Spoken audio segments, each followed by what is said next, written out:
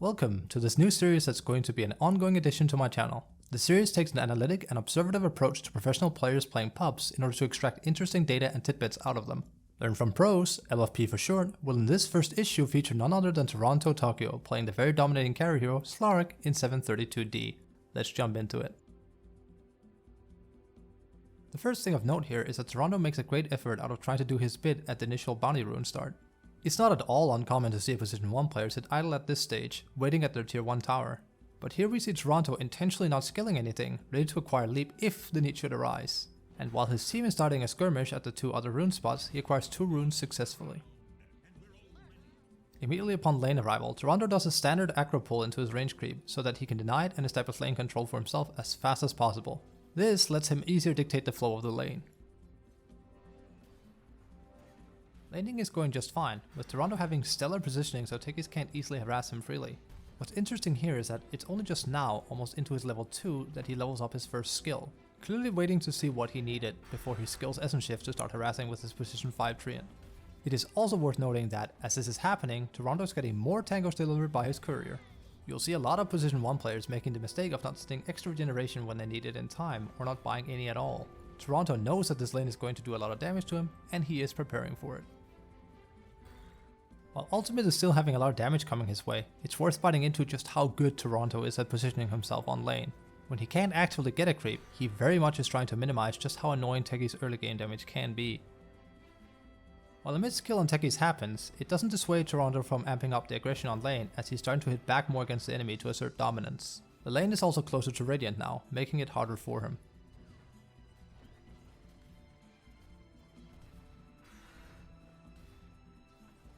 Watching both Toronto and Timber, it's easy to see that both of them are playing a game of chicken. Timber is just begging for Toronto to go all in on him so that he can blow him up together with Techies.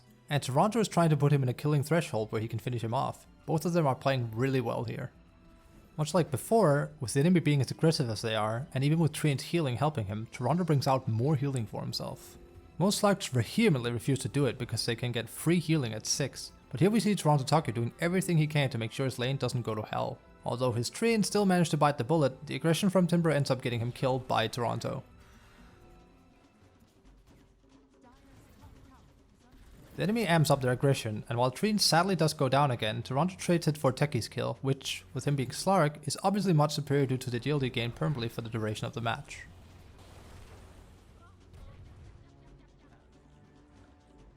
A very small thing, but notice here how Toronto intentionally holds the creeps close to his tower. This is him doing 2 things. He wants to be safer and closer to his tower. By planning the creep equilibrium here, will also result in the enemy having to step into much more dangerous territory, leading for potential kill for Toronto. He knows that Timber is going to be level 6 before him, and he's playing around it. His reading of the game here is phenomenal.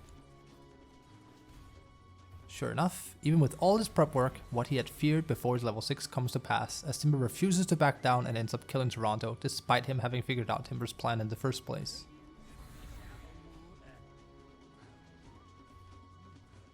This marks the first time in the game that Toronto dark packs the lane in order to push it and farm faster before heading into jungle. He is now no longer trying to statically lane, but rather now that he's getting level 6, trying to accelerate his income and XP. With having pushed his lane into enemy tier 1, Toronto now goes into jungle again and does a stack so he can farm with his dark pact. Something that makes Slark so very powerful as a carry right now, given how quickly he can farm up with his Q. The game is going about even here, and we can see that Toronto is gearing up for going Diffusal as his first big item. His infused raindrop at 3 charges is helping him maintain quite a decent amount of mana regeneration for the sake of farming with Dark Pact, since he doesn't have a Falcon Blade nor an Echo Saber. This is also when Void shows up on his safe lane. Notice here how Toronto doesn't make it his business to try and deal with the Void, and simply just farms the lane as fast as he's able. He's trying to accumulate wealth, knowing he cannot kill Void, and at this time it's better spent trying to get items fast. Toronto is farming jungle a lot, and it's obvious he wants to head back and push out his safe lane, but between Faceless Void and a Clockwork that's been hiding there, he knows it's just too dangerous. Having constantly checked if top is safe, he sees a lot of free farm present on mid, which is superior to farming jungle creeps, so he goes there and pushes out mid, giving him even better farm and creating pressure in the absence of joining a teamfight. As soon as he's done with the mid farm, he immediately teleports up to his tier 2 on safe lane. What's really important to notice here is just how many position 1 players will simply let creeps harm their towers and go for inferior jungle farm. Here we see Toronto double dipping into both mid and safe lane creep waves. Nothing big, but worth noting is Toronto is having his crew deliver 2 mana pots here. This will help him keep his mana in check from farming with Dark Pact. He also has a sentry in case the enemy has a ward in his jungle. Farming continues. Toronto is yet to join a teamfight and now queues up an Echo Saber as his next item. A small and pivotal moment happens here. Toronto sees the enemy faceless void die into his team and uses this as an immediate opportunity to play more aggressive since he won't have to worry about Chronosphere any longer. His attempt to apply pressure and acquire farm on mid sadly comes back to bite him as a very clever SF play kills him off, despite his decision making here being otherwise absolutely perfect. Toronto respawns and goes for his first teamfight here, fighting with his fellow teammates. The fight goes really well with Techies, Timbersaw and Shadow Fiend all falling and Toronto netting 2 permanent Aggie charges for it.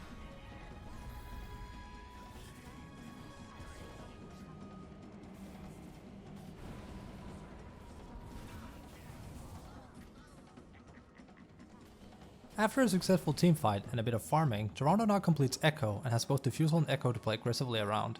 Farming continues, prioritizing lanes over jungle creeps at all times.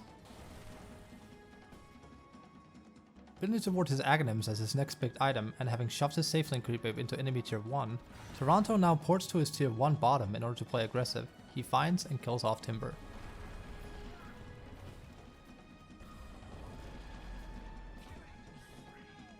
Toronto knows that the enemy SF is playing around his jungle and creating pressure there, so he makes an effort to find him and kill him in the process, which he's also successful in doing. Although sadly, shortly after his kill, he gets collapsed upon by Clockwork and Timbersaw, which does lead to his death.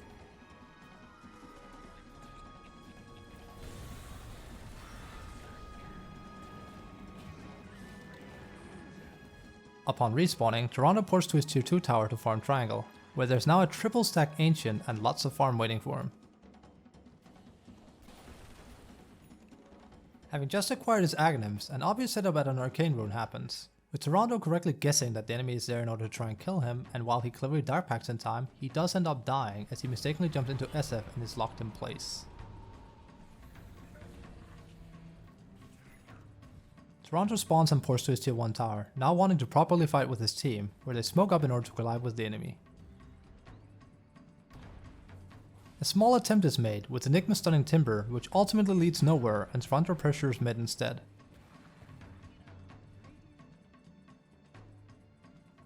Planning on going back to farming, Toronto spots enemy SF coming from his jungle and goes on him in an attempt to kill him. While unsuccessful, he still survives the enemy trying to kill him again, and Shadow Fiend using his ult in the process. Clockwork hereafter tries to play aggressive and grabs Enigma, which doesn't work out as Toronto tries to kill him. All of this culminates in a massive game-defining teamfight right in front of Roach Pit.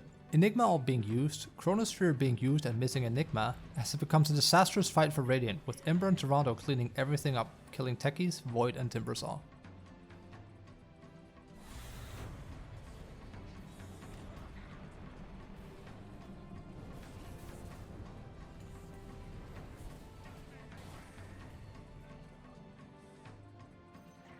Given the place where the big fight took place and the death timer by the enemy, Roach is ripe for the taking, and sure enough, Toronto heads into the pit in order to take out the big guy. Clock keeps spamming his rocket flare for vision during the Roach kill, and while Techies and Clock attempt to do an Aegis steal, they both end up giving more power to Toronto and dying for free.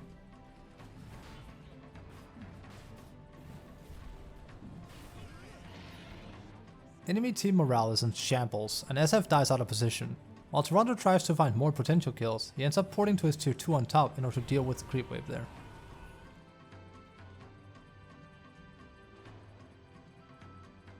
Immediately after, Toronto sees a haste rune on top spawn and immediately goes for it in order to play aggressive with it into enemy triangle.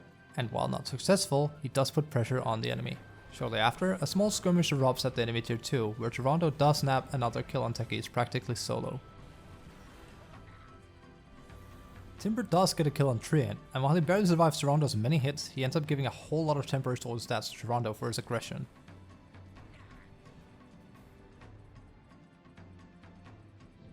With now more than 40 temporary stats on his person, Toronto goes in for aggression with his Aegis and finds a slippery kill on Clockwork.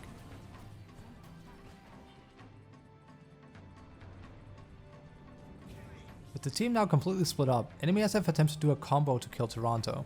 Notice just how quickly Toronto is able to press Dark Pact, so that he's able to just barely slip out and survive SF's kill combo, showing extremely good reaction under pressure. While Techies tries to chase after Toronto and dies unsuccessfully, Toronto's team mops up the rest of Radiant team, as Void was unable to kill off Enigma entirely, resulting in a black hole turnaround. Playing incredibly aggressive and wanting to make use out of his Aegis, Toronto dives enemy tier 3 for Techies. While looking hairy, he's able to grab a kill on Techies and expends Aegis before safely getting back out again. The enemy want to reclaim their jungle, but Toronto is farming their aggressive again, and won't allow the enemy back there. Cluck ends up paying for his life, trying to get a little bit of control back. Toronto has now spent just about 2 minutes being idle for the first time in a while. With Aegis no longer present on him, and having turned his Oblivion Staff into a Mage Slayer, he now finishes up his Black King bar to have magic immunity for fights. He then ports bottom and gets another kill on Techies. Since that the game is well within their grasp, Dire Team smokes up to the bottom river rune before catching SF out of position. While SF managed to survive by utilizing BKB and ultimate, Techies and Clockwork tries to go in yet again and pays with their lives, thus giving Toronto more permanent damage. The team fight refuses to come to a halt as Timber is caught by Tiny and Enigma, with Clockwork buybacking and dying again. Void also uses his Chronosphere to little effect, trading it for Enigma. Everyone is now dead without buyback, leaving only Void and SF as the defending heroes.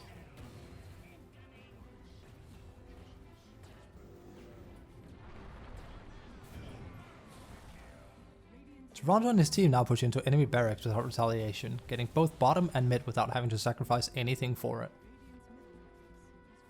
At this point, the enemy is in shambles and flings themselves at Dire to no effects. Toronto picks up more free kills on the enemy as they in a clear sign of defeat use all their spells for nothing.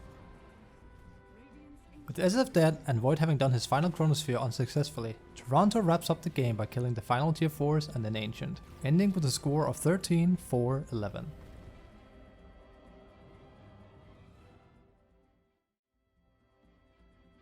So, let's take a look at some of the key takeaways from this entire match that I feel is particularly worth to bite into.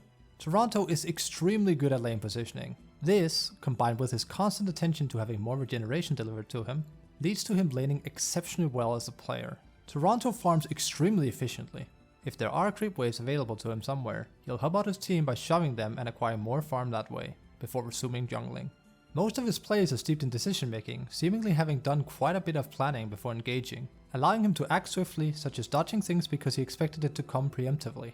He plays extremely powerfully around his timings. As soon as he acquired the Aegis in particular, he amped up his aggression to 11, and the moment he lost it, he took it down 3 notches. Then he farmed his BKB before resuming his onslaught. I hope this first episode of LFP has been of interest to you guys. It's a series I hope to continue to improve upon with time. As always, you can catch me live at twitch.tv/fabcubashi, and I also have a decent selection of content here on my YouTube. Thank you for watching, and best of luck in your pub games in the incoming 2023 pub environment.